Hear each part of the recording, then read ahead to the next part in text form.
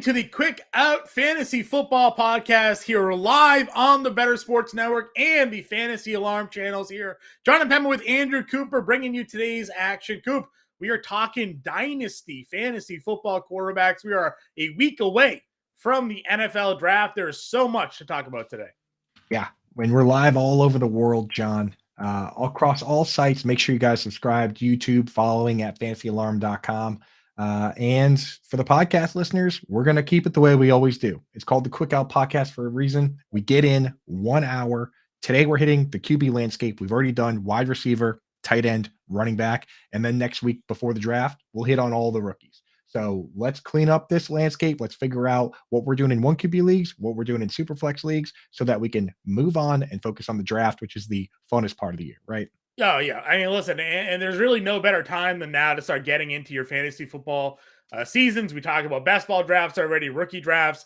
Once the NFL draft happens, Coop, it's like the fantasy football season just kicks into to high gear, and everybody's just sort of ready to go and launch. But we got to talk quarterbacks, and no better time to talk quarterbacks than now. You know, I cover the quarterbacks over at Fantasy Alarm during the NFL season when it comes to DFS. You and I do a lot of content over at Fantasy Alarm during the NFL season. You've been killing it all offseason here, Coop.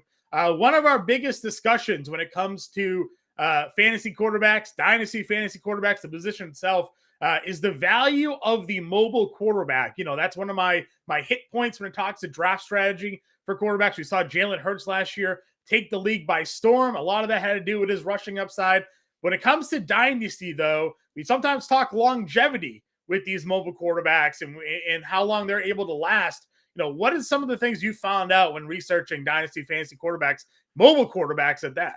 Yeah, so you are the quarterback guy. So I was like, you know what? I'm going to find a way to contribute here. I went and looked at mobile quarterbacks in Dynasty, and luckily enough, I found a study to get started.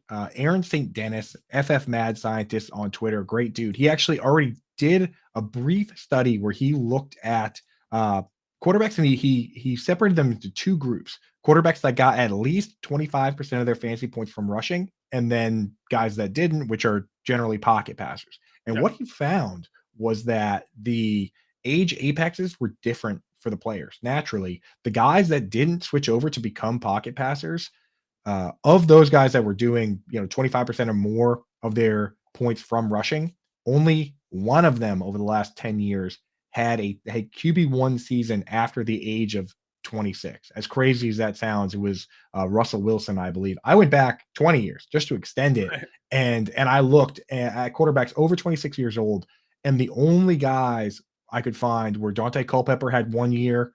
Russell Wilson has had a couple, but we're talking. I looked at guys that just had 5 carries a game at least, which is 80 plus, 90 plus rushes. It's like Russell Wilson. Michael Vick had an insane season in 2010 where he only played 12 games and was still the QB1. And then you have Cam Newton, right? Like Tyrod Taylor got close a couple times, but those seasons to me were they're not particularly fantasy relevant seasons. So you only have a handful of these guys. So when we look at these groups, kind of have to keep in mind, ask yourself, do you think that these guys can transition into a pocket passer game, or at least make the mobile part of their game not the entire focal point? Right. Or are they going to be the kind of guys like Cam Newton that fell off as soon as they hit that age apex? As soon as they got to 28, 29 years old, the wheels started falling off and they couldn't throw. Like Russell Wilson's the perfect example of a guy to me where you got the whole period of time where he was running a good chunk of the time. And then he did transition, at 32 years old, he was still QB6 in fantasy. At 2017, he was QB1. So like, that's what we're asking ourselves. What kind of guys can do that? And before we get into this whole group, I went back last year and looked at the guys that had more than 25% of their fantasy points came from rushing, right? So here are those names real quick. Josh Allen, 29.89%. John, to you, is Josh Allen a guy that you believe in the arm talent enough to? Yeah, I'm there with you. He is a guy that came into the league with super raw arm talent and lived on his legs, but the arms caught up to the legs, and now he's just, as elite as it comes. Right. So to me, I don't put him in that group where I'm saying I'm scared. I think Josh Allen, as long as he can continue that transition, hopefully Damian Harris helps out a little bit, so he doesn't have to do as much goal line work. I'm confident there. The next one I think is the biggest question, and I know you're a big fan. But Jalen Hurts last year, he did improve his passing, but still 40% of his fantasy points came from rushing. 154 points from rushing, 224 from passing. Where are you at, John, with Jalen Hurts? You think Yeah, he's I got it? think some of the numbers back in the day also speak to the new evolution of the game as well. Like, the formatting of NFL offenses now is pretty RPO heavy. And a lot of these teams now are trying to find these quarterbacks that have that mobility in their game to kind of open up and spread their offense out a bit. So I think Jalen Hurts is someone that can sustain this level of production, even if the passing numbers don't ever explode off the screen. But to that point, they are at least surrounding him with elite wide receiver talent. So there is that at least potential for him to take that step forward in his game throwing the football. But he's still something that's going to be predominantly running the football because that's the structure of their offense. That's the structure of the NFL now these days as well when it comes to an offensive scheme. Yeah. I mean, so I think I'm with you on that where with this particular player, I trust that he can adjust his ability to and the scheme will adjust as well to what he can do, you know? So if it gets to the point where he's not running as well, I don't think that means he's not gonna be a viable quarterback, and I think that's why he just got Right. so much money, right? Like, if they believe that he was gonna fall off when he hit 26 years old, there you don't give him a gazillion dollars at 24 years old. Yeah. So I'm with you on that. The next one, Justin Fields at 54%. So over half of his fantasy points last year came from rushing, ran for over 1,000 yards. With that one, honestly, I think personally, I think the jury's still out. Like there's a real possibility that he's only that kind of guy, but at the same time, at his age, he probably has, as long as he's a starting quarterback, he has RB1 seasons in him, right? Or Yeah. QB1 seasons. Yeah, listen, I think Fields is an interesting talent because I liken maybe his trajectory to what we saw from Jalen Hurts, where, last year, mobility, they didn't really give him a lot of offensive talent around him. But what are we seeing? The team is making an investment at least to put some weapons around him because they realize in order for him to be successful, in order for their team to really take that next step, he does have to be able to throw the ball at a capable level. They went and traded, obviously, for DJ Moore. They have Chase Claypool. They have guys around him maybe to help pass out that passing offense. If they can now build the offensive line, that's the one luxury that Jalen Hurts also had is an elite offensive line to be behind. It allows him time in the pocket, and when that he needs to use that mobility, the spaces are there for him to run. Justin Fields is just getting blitzed immediately off the line because they have no offensive line. So it's great that they're getting in weapons. They can build the offensive line around him. I think he can take that step forward and be that viable fantasy guy for the next couple of years. Yeah, I mean, I've seen the throws from him, and that's all it takes is just to break that mold to where you're, reliably throwing for at least 3,000 yards. The next guy that I want to bring up, Lamar Jackson, he only has one season throwing for 3,000 yards. He was the MVP of the league, threw for 36 touchdowns, and at that time, we felt he had basically proved to everybody that he could be that guy. Since then, he's kind of proved he's been more of what we're scared of, a guy that continues to run heavily, a guy that continues to get hurt, Mm-hmm. and we're worried about the future of what that looks like with him. And clearly, the Ravens are also worried about that future as well.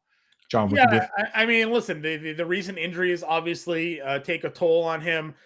Uh, they're another team where I haven't been in their system is kind of part of it as well.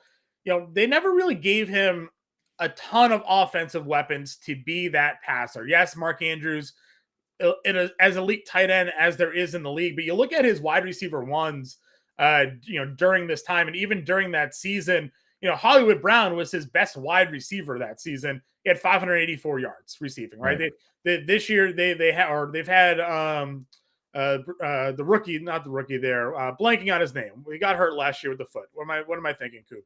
you're thinking Help me out. Rashad Bateman. Bateman, yeah. I kept on thinking Rashard Perriman, but that was even before then. Rashad Bateman, like to me, they're not surrounding him with like elite Right. talent, and their offense is to run, run, run. So, sometimes it's not necessarily the quarterback that's holding themselves back from throwing the football. It's the team, it's the offense that's holding them back from throwing the football like that. So I think that if you put Lamar Jackson in a system with better wide receivers that can actually get on the field, and he's not throwing to Willie Snead, Yeah. as his wide receiver one, then there's some potential there for him to break out and have a good passing year. Yeah, I think I mean, if they would just find a way to get him to play this year, 1 year, and we could see what he looks like in Todd Monken's air raid offense. I know they didn't go crazy adding people, but they did pay Odell a good chunk of money. They Right. have Bateman back. They have Mark Andrews. If we could just see one more year of him in this offense before they pay him the big bucks, I think that's what they were trying to accomplish. And I don't think Lamar is willing to do it. I'm going to rattle off a couple other names that fit that category, and then we'll get into before we even talk about them here, because we're going to talk about them anyway. Yeah. We'll get into the buckets. Kyler Murray was at 29%, Marcus Mariota 34%, Kenny Pickett surprisingly 27% came from rushing. But again, that's what happens when you throw only 7 touchdown passes and run for 3. Yeah. There's not a lot there. Sam Darnold and then Deshaun Watson, which we know already that Watson can throw. So why don't we get into the buckets here? Before we get into that, just want to say shout out guys in the chat, Craig, Ryan Santoro. What's up, guys? Thanks for joining us. We're going to answer questions at the end if we have time. So definitely throw them in the chat. If you have a question about quarterbacks, especially the ones we're talking about at the time, throw those in there right now. Yep. And we'll get on those quarterback questions. So, John, why don't you give them just a quick rundown of what we've been doing in terms of the buckets we've been grouping these guys into?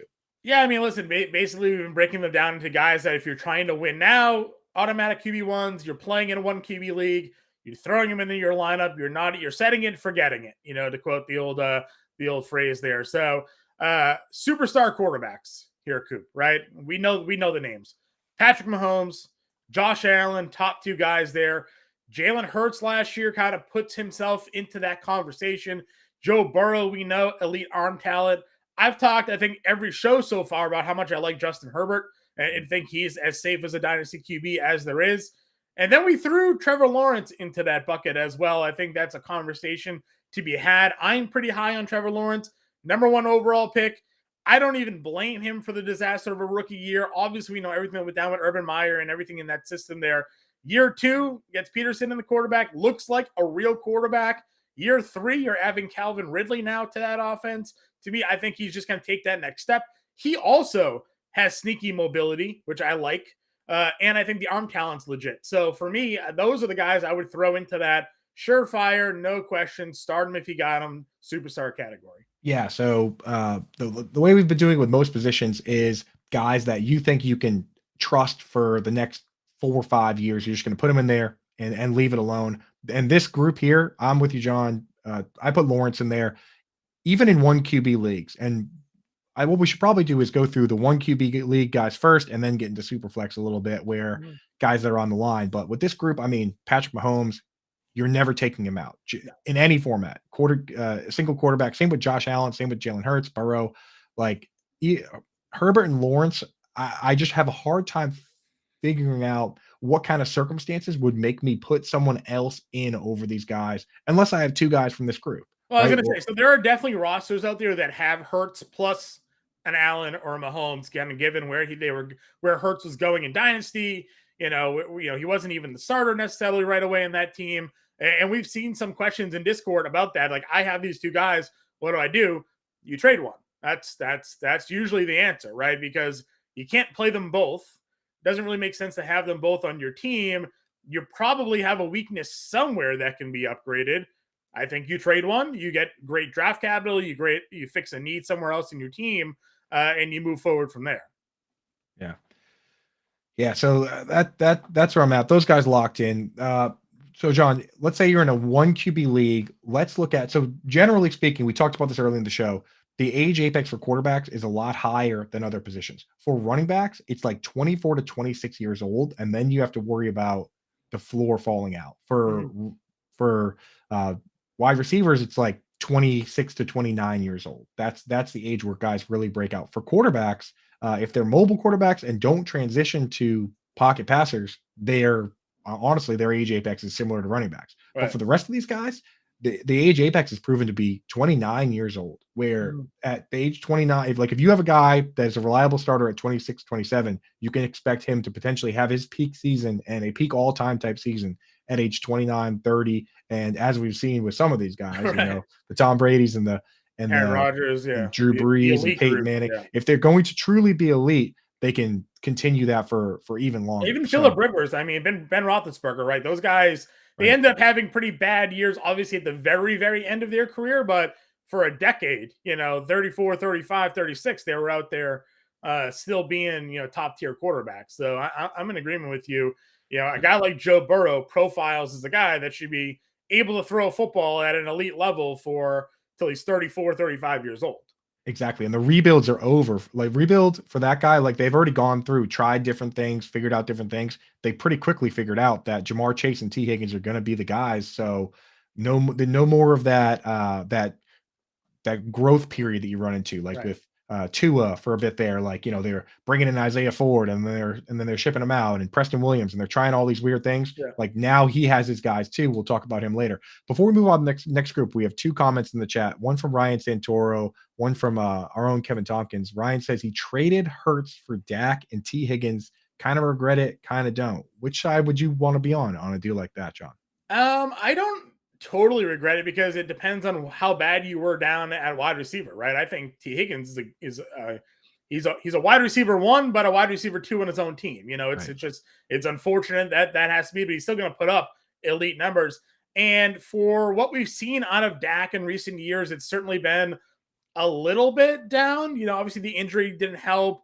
There's a lot of inconsistencies with the Dallas Cowboys passing offense, but I still think Dak is a startable QB1 in formats here. So I'm fine with that. Jalen Hurts, obviously last year, QB1 type season, it's tough to go. But if you had nobody at wide receiver, I'm taking the Dak Higgins side than just keeping Hurts. So Right. If you're competing now, I think you just improved your starting lineup, right? right. Like, even if you took a little hit at QB, you improved your overall lineup, gives you a better shot to win. And then Kevin Tompkins saying that he thinks Jalen Hurts might be the most lucrative sell high right now in Dynasty. I mean, Yeah. his value is I right. think it's like Cooper Cup last year, right? Cooper Cup goes and like all-time records, wide receiver one. And sure, he's still going to be a productive wide receiver one. Jalen Hurts is going to be a QB1, but you could probably also get a boatload of assets for him right now. Really, regardless of where you are. I mean, if you're in a full-on win now, my team is a horse, I'm going to win this. You're not going to move Jalen Hurts, but if you have another viable quarterback and you're looking at your running back situation, you're like, I don't really know what's here, or you need to improve at wide receiver. You can get multiple players, multiple draft picks for Jalen Hurts right now. So I don't necessarily disagree. Like, again, I don't like making my team worse if I'm competing now. So I need Sure. to know what I'm getting back. I'm not just going to sell a guy just to sell him. But if I am worried that he's going to be one of those guys that falls off when the rushing falls off, then maybe I do look to cash out now. Sure. Either way, I mean, he's still young. He's so good right now. It's kind of a tough move. It's all about the wins above replacement, right? Like Exactly. you have Jalen Hurts. What does your roster look like? Who are you getting back? Who are you replacing with? And then who are you getting to replace the guys that are on your roster already? And if the math works out, then I think anybody's tradable, right? So Right. it just all depends on what you're willing to do there. Yeah. So let me ask you, John, as the QB guy in this next group. So with that group, Patrick Mahomes is 27. He's going to be turning 28 during the season. Josh Allen's turning 27 within the next couple of months, but everybody else in that group is under 27. Who are some other quarterbacks that are 27 or younger that you would be comfortable starting in a one QB dynasty league week one this year? So obviously those six guys we just said. What other guys are towards, and we just kind of said that 28, 29, 30 is the age apex. Yeah. What kind of guys below the age apex, 27 or younger, are you willing to say, I'll start this guy week one and feel good about it? I mean, I understand last season wasn't great for Deshaun Watson in his first year back. But I'm willing to give him a full year again of like, all right, got his feet wet back in the NFL, able to practice, able to get a whole offseason in. And I believe in what the Browns are also trying to build around him. You don't spend all that money, you don't take all that heat with Deshaun Watson if you're not willing to give it an opportunity to go ahead and give him a chance to be that guy he was in Houston with a better team around him. So Watson, for me, I'm pretty secure in putting him into the lineup. Yeah, I feel that. I have no problem at all with the, like, obviously the off-field stuff is another question, Yeah, which I think a lot talking of only on-field things for sure. there's no like we all have a problem with that. To if whatever the truth is behind it, it's hard to say, but there's no one that's sitting here saying that they condone any of that action. But what I will say is, if he's going to play, I trust this guy to play at a high level. I've seen this guy gonna have top 5 seasons on Texans teams that won 4 games, Yeah. right? I've seen him throw 30 touchdown passes in those circumstances without a problem. So for me, in this offense with Kevin Stefanski running play action and Amari Cooper, David Njoku, now they go trade for Elijah Moore. Like, I don't see how I can rank this guy outside of my top 10 for this season, right? Yeah. And at that age, if he we'll see how quickly it changes, but let's say he does come out and have a top 5 season once again, like he was doing before. Now we look at it and say, this guy is almost exactly the same age as Patrick Mahomes. Like, they're within a month or so of each other, their birthdays. Yeah. So if Patrick Mahomes is 1 and this guy is a top 5 guy who's the same age, how far away can we rank him? So listen, if Watson ever missed that time, he would have been in the superstar range, right? He would 100% already be there. So I think he's probably the closest to being there. Another guy that I'm personally I want to put him up close to here, and he's a little bit risky. I know that the big thing right now is the concussion situation, but Tua Tagovailoa, what I saw from him this last season with those weapons, which those weapons are now locked in for at least the next 3 years or so, I don't see why he can't be even better this year as long as he doesn't get hurt. And I think that team is in this draft is probably going to try and add their tight end. I know you can't just invent a George Kittle, Right. but they've built that offense, right? Like, they transitioned Jalen Waddle from a 7-yard A-dot guy to a 12-yard A-dot guy. Waddle and Tyreek Hill are there. Ayuk and Deebo Samuel. They went out. They got Alex Ingold to be their Kyle Juszczyk. He plays like 40% of the snaps. All they got to really do is find some running back help and tight end help, and now they got the same team and potentially a better quarterback. He actually brought in his 2 running backs from that team. So brought in the running backs from that team. Yeah, exactly. He's building that team. They went out and they got Teron Armstead to be their version of Trent Williams. Nobody's Trent Williams, but they got literally the number 1 tackle on the free agent market last offseason. They went out and got him. So they're doing everything they can to rebuild this, and it's a great offense for production. So a guy like Tua, for me, he's very close to that top tier. It's just a matter of, it's got to be injuries, right? Isn't the injuries got to be the problem right there? It's the concussions, and most of the stuff I've read, a lot of it from independent people as well, suggests that concussions, if I have one now and then I continue to play football, I'm more at risk for another one, especially over the next month or so. You look at Steve Young and Troy Aikman, right? But 9 months from now, the data, there's actually a pretty decent consensus that suggests that once you're fully healed, and obviously it's very difficult to figure out how long you're fully healed, but the idea being that 9 months from a concussion, you would be fully healed, that you might not actually be more susceptible to additional concussions. Mm-hmm. And we saw it with Devontae Adams. People said this guy should quit. He had 3 concussions over like a 14-month span. They wondered, beat writers were saying, Kevin Tompkins probably remembers this because he's a Green Bay Packers fan, that they were saying we shouldn't extend this guy. And then he turned out to be arguably the best wide receiver in football. Yeah, I think the visual shock of the concussions that we saw, national televised, he had the stance going on there with his arms, and things like that. So I think that visual shock is the issue with him. And then the fact that they've also, they've changed the rules, right? So if there is any even indication that maybe that there's a hard hit to the head now, it's an automatic done for the game. They're not even letting you go to the tent anymore to get checked out. They're checking you out of that game. So, that's a league wide. That's not just a Tua specific problem to have, but knowing that like this is sort of a Tua rule, being implemented here, I think is something that some people will be a little bit concerned with. Yeah, and you wonder, because there were times where Devontae Adams, the 3rd time he got the concussion, he came right back and played. Brandon Cooks would do that, where he'd get the concussion and he would come back and play. And you wonder, if those rules were in place, how many more games those guys would have missed. If you end up on that list where the league says, okay, you've had 2 or you've had 3, so now we pull you, anytime. So that is the concern. That's why he's not in that top group for me. Not to mention, I mean, he just hasn't done because of the injuries, because of the lack of full seasons. He hasn't done what Trevor Lawrence did last year. He hasn't done what Right. Joe Burrow's done, but he is 25 years old. So if he plays this year, another guy where if he has one good year this year and he doesn't miss any time, it's going to be very difficult next offseason to look at, the weapons they have there and the offense they have and this player and say he's not in that top 10. So Yeah. that guy's very close to me. Any other guys, John, that, you know, that fall in this where if they, you're starting them week 1 and you're feeling good about it if you're competing?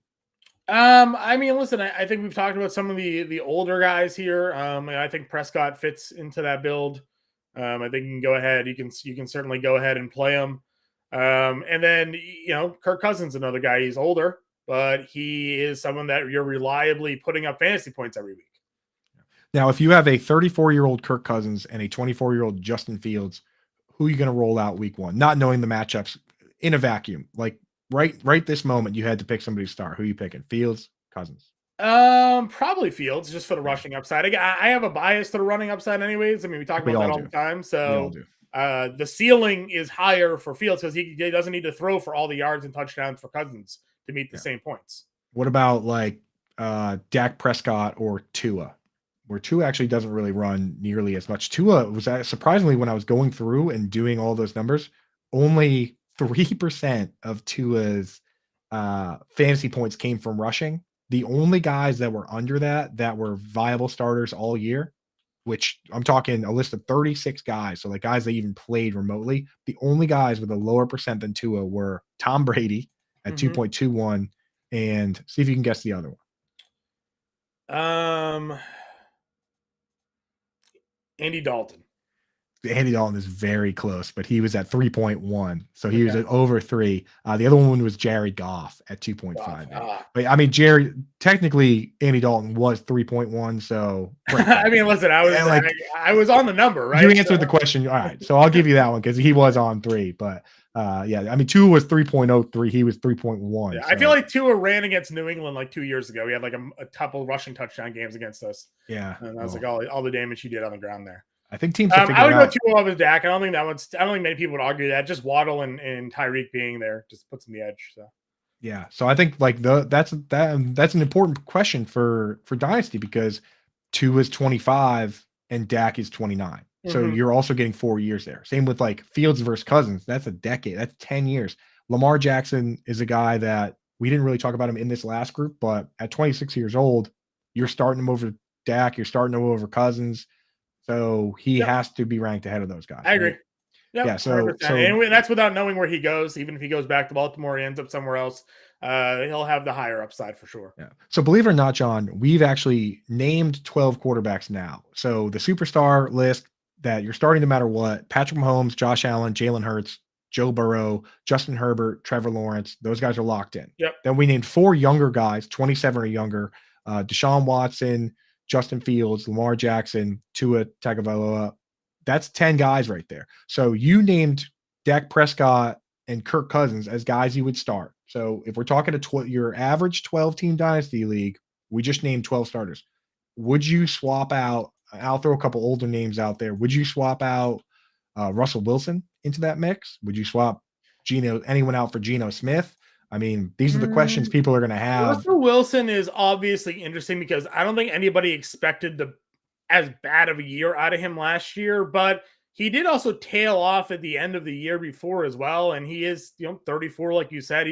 We're at a point where historically guys are done, right? This is where the career, unless you're the elite of the elite, the cream of the crop, your career at 35 is most likely on the back end. Tom Brady was just getting started for his third run of Super Bowls here at 35. Right. So I'm willing to give Russell Wilson one more season. Sean Payton's there. They still have the elite weapons. I'm willing to give him an opportunity to bounce back. Obviously, you'll have the benefit of hindsight.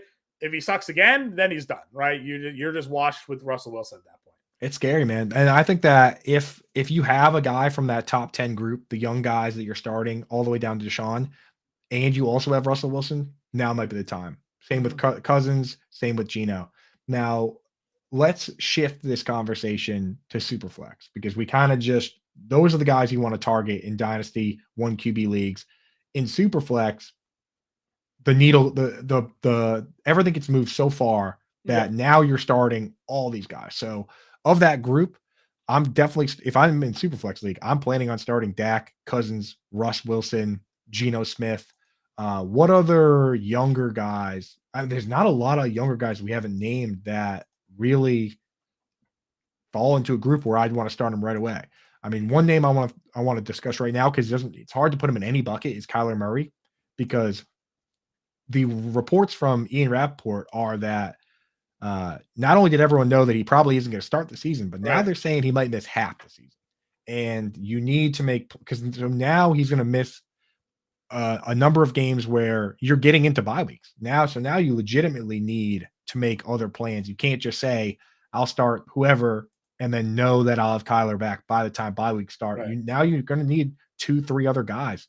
Not to mention they're clearly doing a bridge year over there. They're looking to get rid of DeAndre Hopkins. Zach Ertz might not be ready to start the year.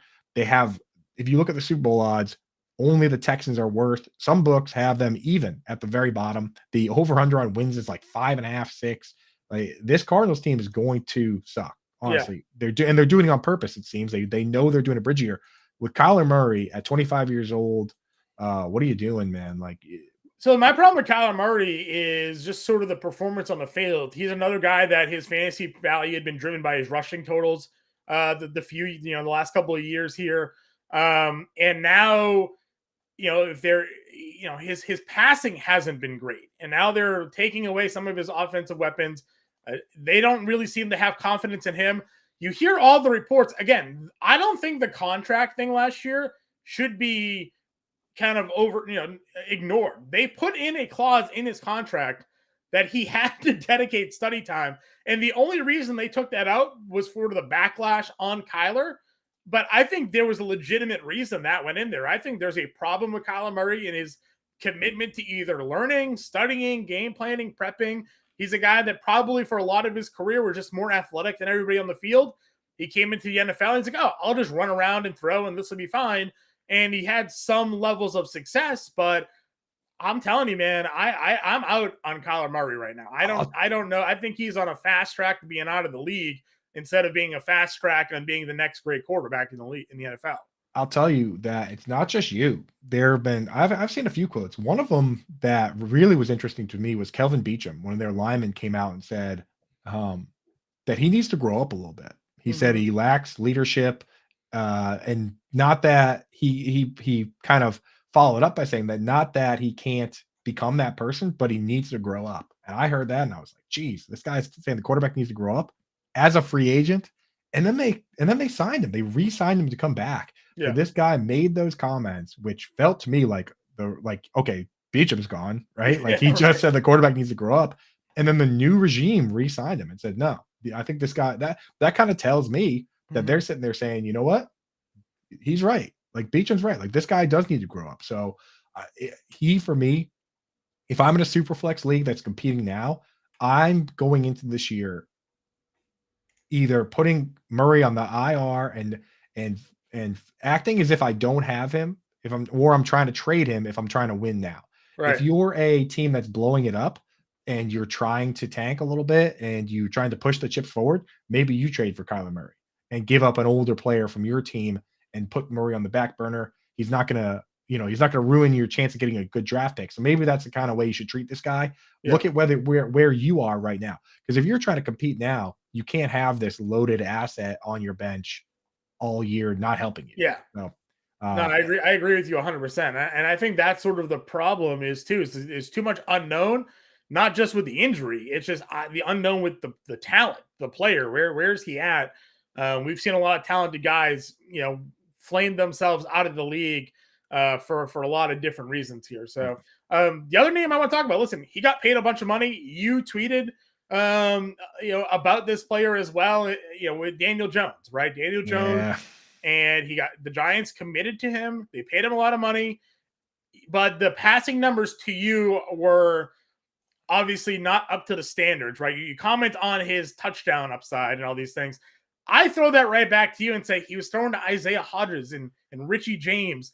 The running ability for Daniel Jones last year, I thought was a tremendous boost to his fantasy upside. I don't think anybody's going to obviously argue at that point, but there's now stability with New York with Dayball in the system. I think this is what the second year that Daniel Jones has actually had the same coach and system going into another offseason. Like he's been cycled through so many coaches and offensive coordinators that now they're going to commit to him. They're going to hopefully bring in some more guys around him. They traded for Darren Waller. I'm more bullish on Daniel Jones because of the running ability, and I think Dayball is going to help him develop as a passer, like we saw with Josh Allen. I'm not going to say that he's going to become Josh Allen, but as we've seen, when teams surround their players with good receivers, those guys tend to have breakout years. I am willing to buy into Daniel Jones this year. Yeah, he's kind of in no man's land. I'm coming around a bit. Like, I'll tell you what, if they and you know me, pretty notorious Daniel Jones hater, almost not to the degree that you've hated on Baker Mayfield for. Well, Baker Mayfield sucks. We all know that. That's been proven. We'll get to Baker, but I'm just saying that Daniel Jones, he's thrown for 20 touchdowns one time, and that was as a rookie. Last year, he threw for 15. Right. You look at Jalen Hurts, 40% of his fantasy points come from rushing. That's the same with Daniel Jones, but he doesn't have the passing. So I do need to see a step forward. Maybe Darren Waller will help with that. I just worry for the Giants that sometimes you have these situations where the coach is very good and that props up the team, but the quarterback isn't good enough to get it done. Right. We saw the Kansas City Chiefs just barely escaped, where they had a great coach and they had an okay quarterback in Alex Smith, and they kept winning 12, 14 games and not winning the Super Bowl. I don't want to say they got lucky because they went out and traded up and drafted a quarterback, even when they had Alex Smith, gave Alex Smith one more year, then put this guy in. He turned out to be a megastar. I just get worried that, like, what if Brian Daboll is an amazing coach and Daniel Jones just an okay quarterback, and they just signed themselves up for the Alex Smith experience. I worry about that with the Lions, with Jared Goff. We've seen it enough times where sometimes you just got to mix it up. But I will say this, for fantasy purposes, John, if he's going to run for 700 yards and 5+ touchdowns, it doesn't matter. Especially in the context of this conversation. If I have Daniel Jones, I'm starting him in Superflex. That's just where it's going to be like that. And they're providing this guy weapons. Outside of Darren Waller, there's a lot of redundant weapons. I'm hearing rumors that they might draft. They're running 45 slot receivers that get hurt. Minimum. Shepard and Campbell and all these guys. Paris Campbell, Jamison Crowder, we'll see Wan'Dale Robinson comes back. They already have Wan'Dale Robinson, and now I'm hearing they might draft Zay Flowers, which he's another guy that's like under 5'10". We really like him, Boston College guy, but real fast. Maybe they're just loading up on that type of offense. But I will say, at least with Alex Smith, with Daniel Jones, I'm willing to give him more of the benefit of the doubt because his best season ever came under a coach that people think is actually competent. Alex Smith did have Andy Reid as his head coach, so it was never the coaching or the system. It was really the player that just hit the ceiling of his limitation, his skill, right?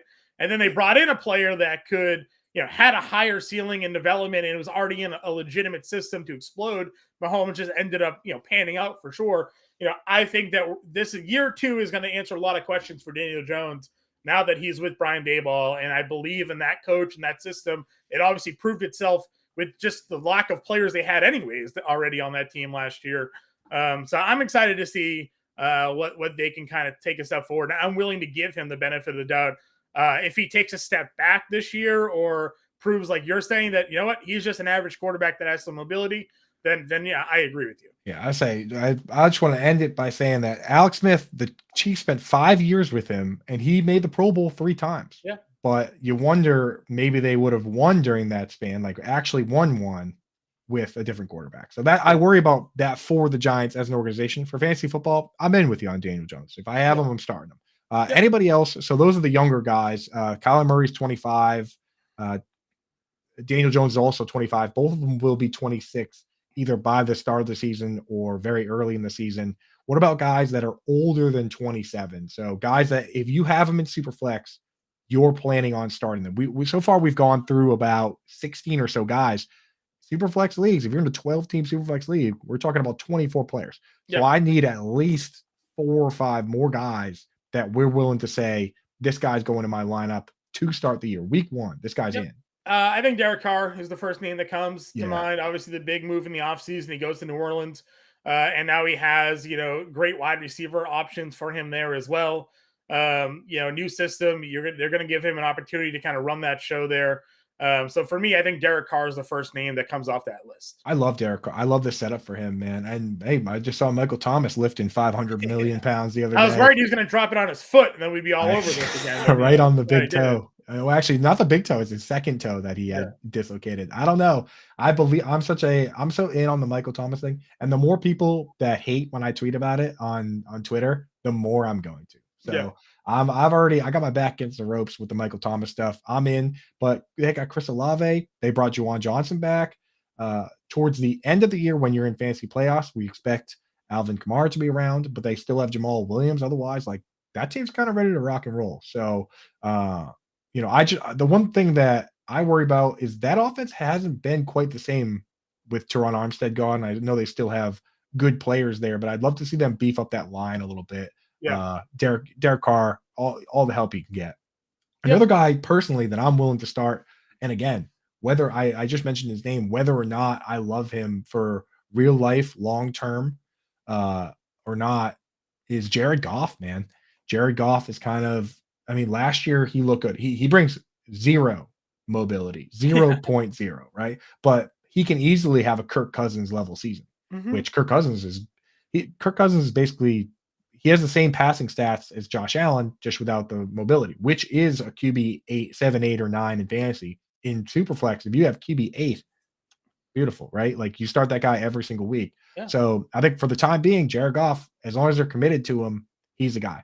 Listen, we've For seen 2018 Jared. And again, I know we're talking 5 years ago. 2018 Jared Goff with the Rams, 4,600 yards and 32 touchdowns. 2019 he threw for 4,600 yards and 22 touchdowns. Last year he threw 29 touchdowns, 4,400 yards. Jared Goff could there you go. certainly sling the football. And if you think Jameson Williams is that dude, they took him in the first round. They're adding that now to their offense this upcoming season. They still have Amon-Ra St. Brown. It'll be interesting to see, what other additions they make to that team. They need a So tight end. they need They a need tight a end. tight end. Yeah. You traded TJ Hawkinson. You need to find a guy to replace him. I don't know if that guy's in the draft or not, Coop, but they do need to make some, find something else there for him as a bailout. They have 2 first round picks, and I'm hearing people talk about 3 tight ends going in the first round. I mean, it's just a matter of which one of these guys is ready to bite kneecaps. Darnell Mhm. Washington seems like a guy that could bite some kneecaps, right? Right. So Like, I I mean, think Bob is interesting. I'm with you, and you've been on the Lions rebuild from day one, right? I mean, you've been calling it out. You broke it down. This is what the Miami Dolphins did. They brought in the guy. This is what they're doing now, and here we are. The Lions are competing probably earlier than the Lions thought they would be competing, for sure. But kudos to Dan Campbell there and what he's got going on with that team. Speaking of the Lions, what's your thoughts on Matthew Stafford?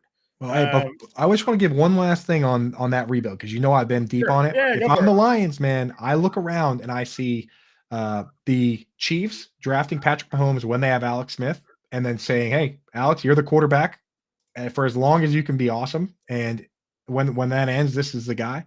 And I've seen basically 3 teams do it recently. I've seen the Chiefs do it, and it worked out really well. I've seen the Eagles do it, and Jalen Hurts, second round pick, comes in and lights the world on fire. And then now we're going to see what Jordan Love can do. Jordan Mhm. Love had to sit there. The nightmare situation is the guy sits there for 4 years while the other guy plays well, but at least your quarterback played well. I would not be surprised to see them take a guy behind Jared Goff, maybe a project like Anthony Richardson or Hendon Hooker, just to see what these guys can do. And worst case scenario, Jared Goff is awesome. Best case scenario, you find the next Mahomes or Jalen Hurts. So Mhm. don't be surprised if the Lions are in that mix, especially with 2 first round picks. I think they have 2 second round picks as well. Yeah, I listen. That's fine. We talk about the Lions. Their rebuild began with a trade of Matthew Stafford to the Rams. Rams won their Super Bowl, sold their soul right for that 1 year. Now we don't really know if Stafford can even throw the football. I was terrified Right. of Matt Stafford last year. We talked about it ad nauseum. The fact that they weren't letting him throw in spring and they were limiting his throws. And then he's getting these ejections in the elbow. To me, it just made it seem like almost like what Big Ben Roethlisberger was dealing with a few years ago, and eventually he ended up having to have surgery on the elbow because there was just nothing there for him. I'm out on Matthew Stafford. I don't even think he's a starter. That may be a bold claim to some. I don't like this Rams offense at all with him. I think that arm is just washed. Yeah, I mean, the more I look at it, I think we're going to see the Rams start falling to the wayside in terms of like the people that are putting their Super Bowl odds up there. Like you look at, we talked about it with the Cardinals, how they're now a team that is at the very bottom. Like when you start trading players the way they just did with Allen Robinson, where you say we'll take nothing if you take some of this money off the books, that scares me. So I'm with you. Matthew Stafford, for me, we're talking about guys that are older that we might consider starters.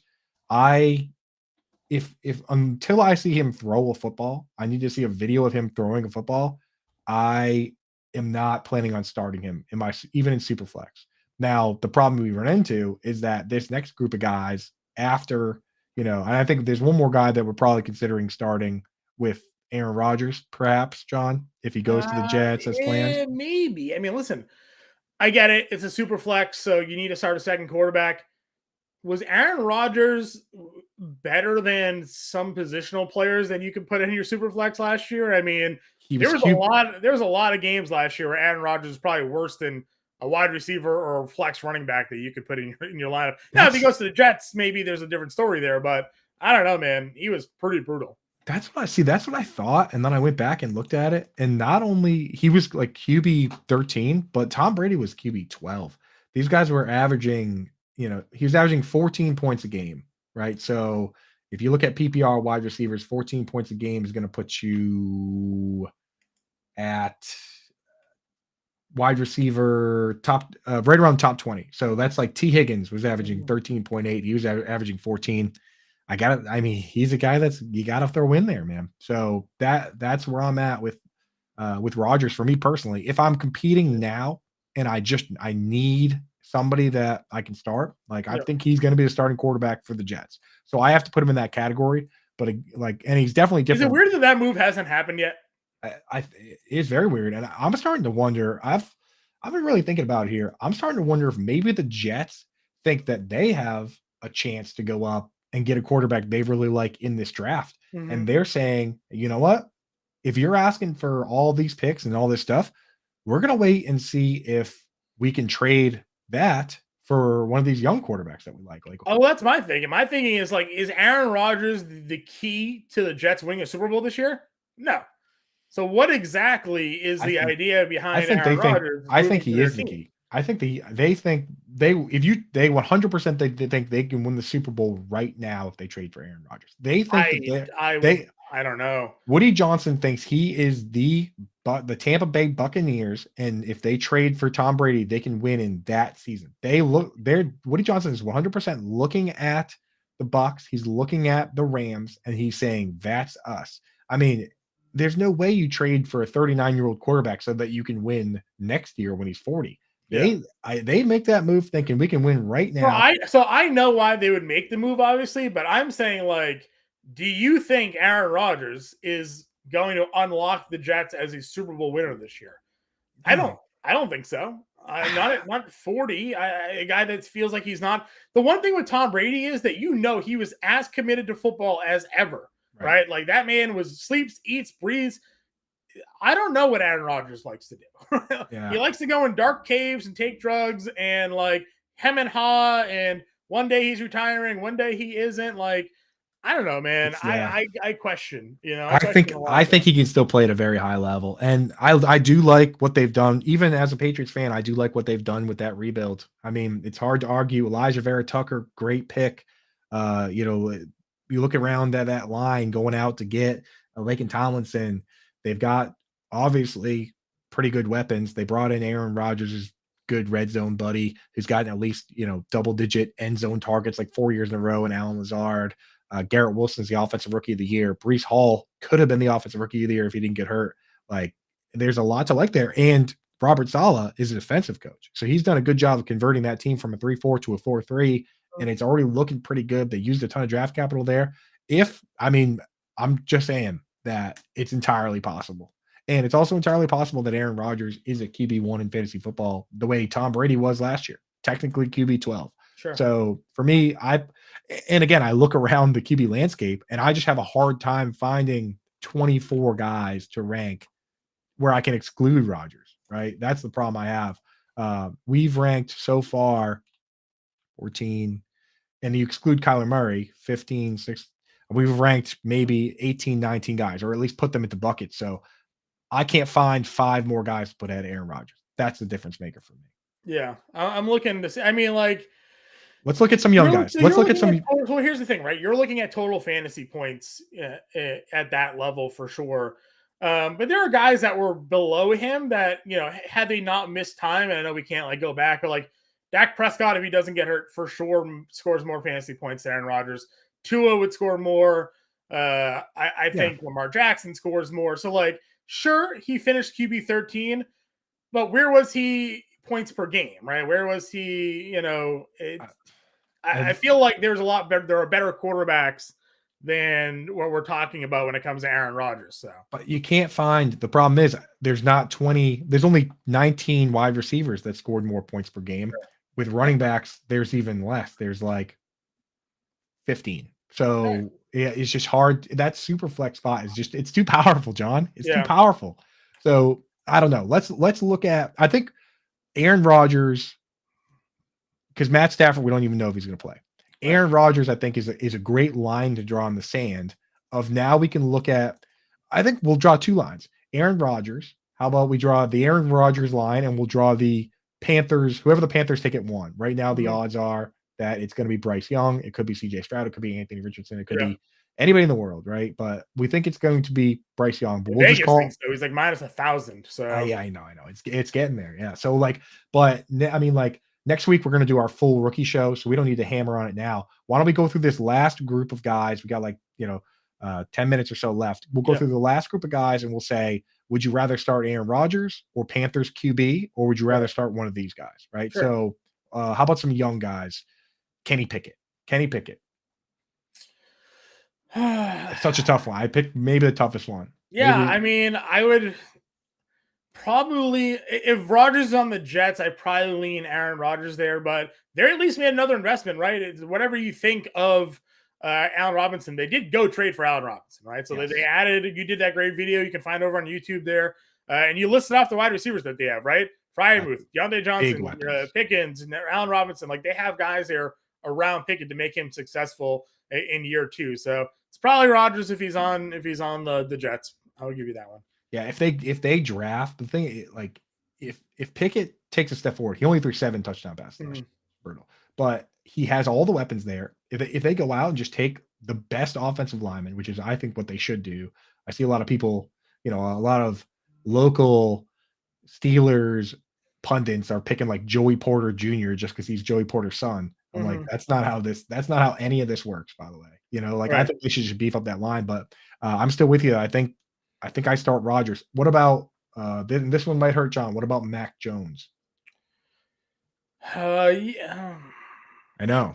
It's the thing is the question of who would you rather have? I think I still pick Pickett and Mac Jones because they're 24 years old and Rodgers is 40. Right. But yeah, I just don't know what the system's going to look like. Right. Last year, it's Aaron Rodgers because we know how bad Matt Patricia is.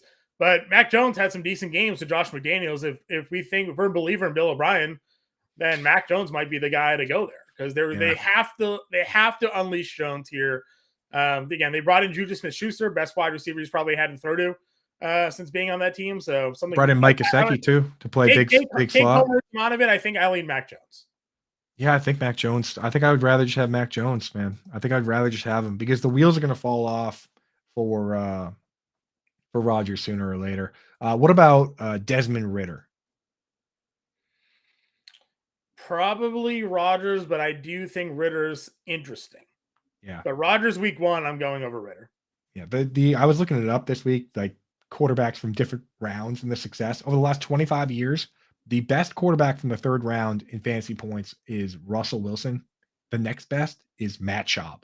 The drop off is crazy dramatic. And the same goes with the 4th round. 4th round, it's like you have Dak, you have Kirk Cousins, and then it's a guy that it was like Bob Greasy. It's like it falls off so hard in these rounds. 5th and 6th and 7th. To put in perspective, a guy we're going to talk about next might as well. Brock Purdy, 7th round pick. He's over the last 25 years, him just putting up like 100 fantasy points or whatever it was is already top 10 for quarterbacks drafted in the 7th round over the last 25 years. They just don't even play. Right. So the fact that he even played at all makes him a top 10 quarterback from the 7th round. The Lance Purdy thing we need to shake out, but would you start whoever the starter is in San Francisco over Aaron I would Rodgers? play Purdy. I'm not sorry. I would play Lance because of the mobility. I think I might start Purdy over Rodgers too, just because that offense is awesome. I feel like Sure. it's very difficult offense to screw up, right? Mm-hmm. So I think whoever the San Francisco 49ers starter is, I would put ahead of Rodgers in that group. Would you rather have whoever the San Fran starter is or Derek Carr or Jared Goff? Carr and Goff.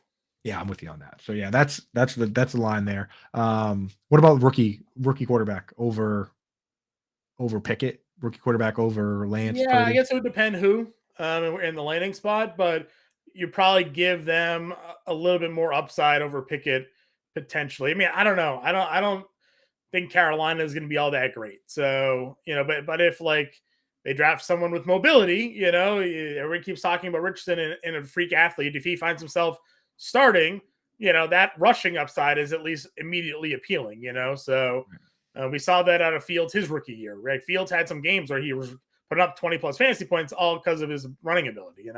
Yeah. So I mean, we're pretty much out of starting quarterbacks here Right. if we don't count rookies. I mean, like we think that the last one that we know is going to start most likely is Jordan Love.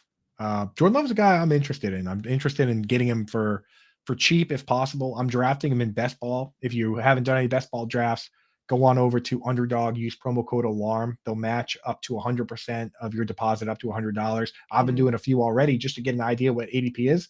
I have no problem in the Superflex draft over there going Jordan Love, Christian Watson back to back if I haven't got my second QB yet. He's Yeah. going to start. I mean, who knows, man? I've seen we retroactively believe that everyone thought Patrick Mahomes was going to be as good as he was, but Mm-hmm. nobody thought he was going to come out and throw 50 touchdown passes in his first game.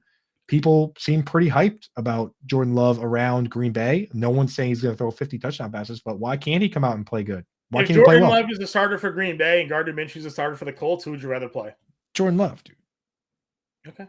I don't trust Gardner Minshew, man. What about, I mean, okay. I mean, we have a larger sample size of Gardner Minshew being a fantasy relevant quarterback than Jordan Love. Yeah, I guess. Okay, so who would I rather start for one season?